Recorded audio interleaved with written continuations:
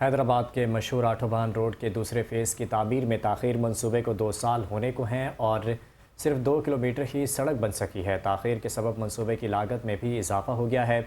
मज़ीद जान लेते हैं हैदराबाद से नुमाइंदा 5 न्यूज़ जिब्रान खान से। जिब्रान, बताइएगा। इस वक्त हम मौजूद हैं हैदराबाद की एक अहम तरीन शाहरा आटोबान शाहरा, जिसके एक फ़ेज़ का काम तो मुकम्मल हो चुका था, ताहम दूसरा फ़ेज़ अब तक कई अरसा गुजर जाने के बावजूद भी अब तक तैयार नहीं किया जा सका है। यहाँ पर जो है तरक्याती काम सुस्त रवि का शिकार है, जिसके बाद हैदराबाद के शहरियों और आटोबान रोड पर जो दुकानदार हैं उन्हें खासी मुश्किलात का सामना करना पड़ा है। दिन भर गर्दो गुबार उड़ता रहता है, जिसके बायस शहरी जो है सांस की तकलीफ में मुब्तला हो जाते हैं। और ये आटोबान का जो दूसरा फ़ेज़ है ये फतेह चौक पर जाके जो है मुकम्मल होगा।